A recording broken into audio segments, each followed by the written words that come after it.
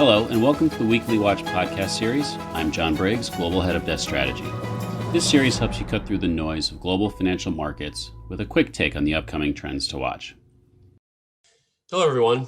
This is a bit of a tricky weekly watch because we're recording it right before the U.S. employment report, which is being closely watched by markets to gauge if the U.S. labor market still faces supply issues due to the reopening or if we're going to be off to the races again with a strong number.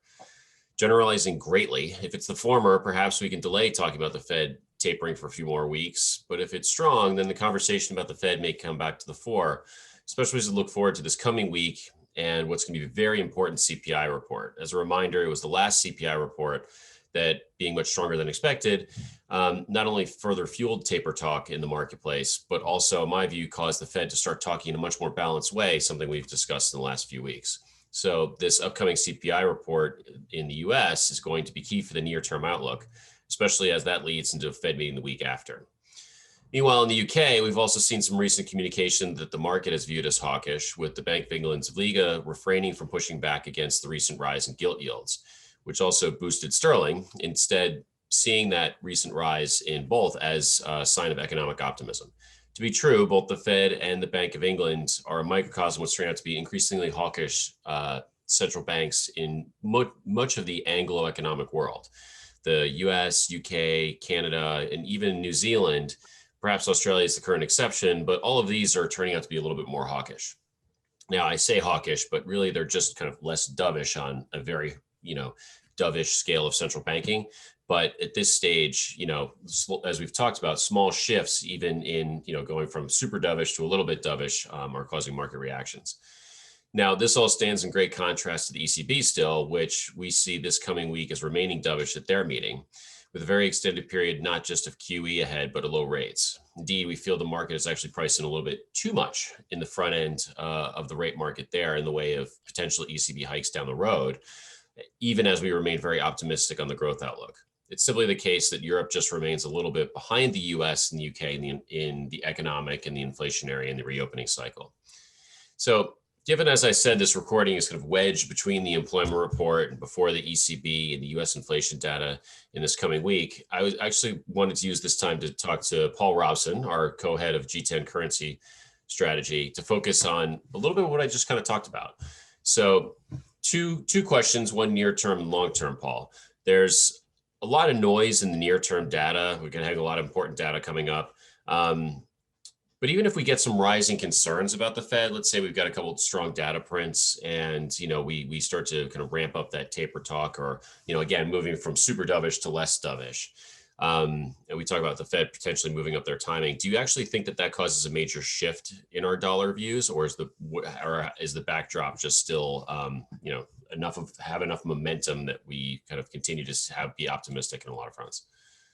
Yeah, we don't think that sort of policy inflection point, the initial one from the Fed, turns the dollar immediately. As the policy tightening cycle sort of evolves, then of course it's going to play really quite positive for the dollar. But initially, we don't think it does. And there's a couple of reasons for that. I think the first one is just simply think about why you're getting that inflection point in Fed policy. It's because you've got a strong US economy. It's domestic demand rather than sort of global growth driving it. And we think that's just going to weigh on the external balance, the current account balance in the States, a wider deficit. And it's not obvious to us that given sort of fundamentals of financial assets, that there's going to be enough portfolio flows to offset that trade deterioration. So, for example, equities look richly valued at the moment. You might get some kind of rotation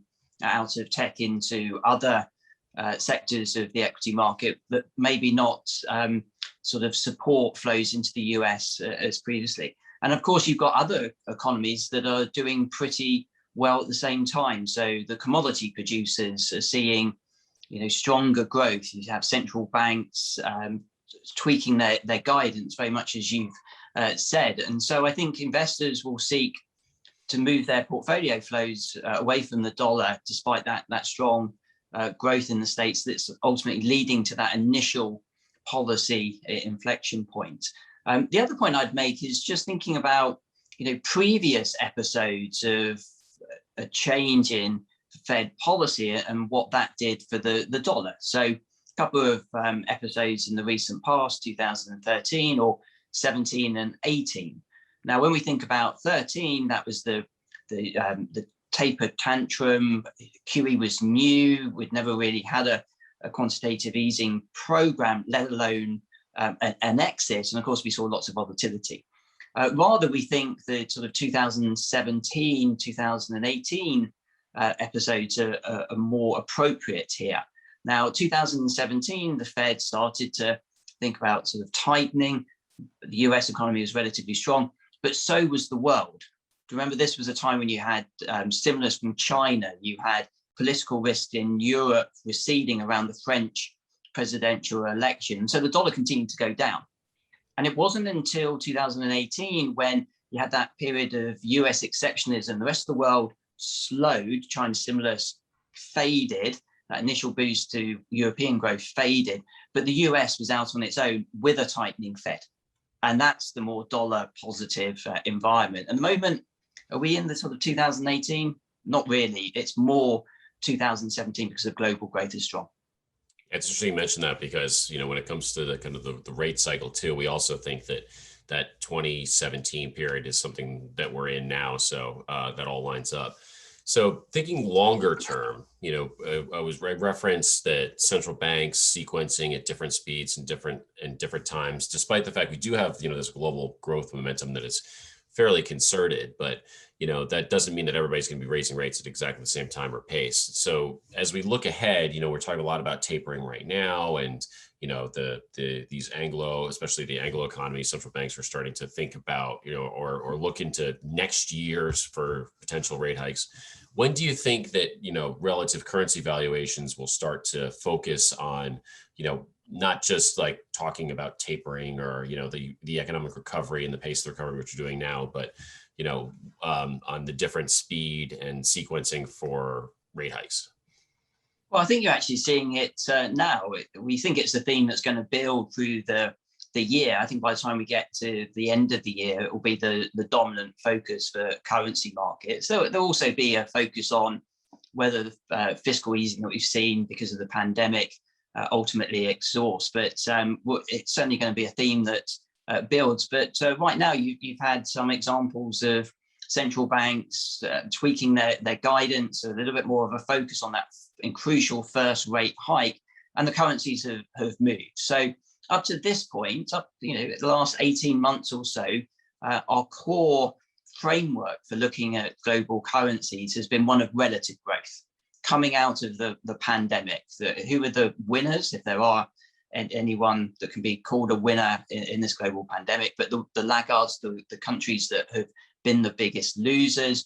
You've seen it play out in euro dollar as European growth lagged the US, and euro dollar gains started to fade somewhat. You've seen it in the UK, a good vaccination program, growth expectations strengthen, sterling recovers. And of course, you've seen it in commodity prices, terms of trade, as a recovering global economy supports commodity prices.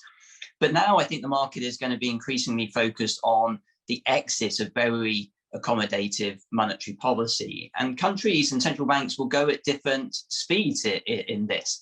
And it may well be that the pressure on the Fed is greatest because once they start on the process of preparing markets for tightening, it's very hard to deviate from that. If you're a smaller central bank, of course, you can start, you can pause, you can change the pace. So central banks will go at different speeds. And so what we'll be doing is paying much more attention on, say, 5-year rates, because initially, because that rate hiking cycle is still, it's a sort of end 2022 sort of story into 2023. But the 5-year rates will move, and they are correlated to currencies. Over time, we'll be focusing more on two-year yields. So if we just take some examples, you mentioned them, the Reserve Bank of New Zealand, just getting the market to refocus on the fact that interest rates in New Zealand might start rising at the end of next year ahead of the Fed. and also thinking about when do you think the ECB might start to tighten much further than that. The Bank of England, you referenced there, again, the end of next year. Not a lot different from the monetary policy report, but again, just reminding markets this matters. And the Kiwi sterling has reacted. You had a taper from the Bank of Canada a few months back, and the Canadian dollar reacted. So it's starting now. It will build, and it will be the dominant theme next year. Excellent. Thank you very much, Paul. Appreciate you joining us for that. And everybody, like I said, we'll see what happens with this employment report, and we'll have more for you next week. Thanks for joining. I hope you have enjoyed this episode of the Weekly Watch. Please subscribe to our channel to get future episodes. We also encourage you to explore more of our content on our website and other social media channels.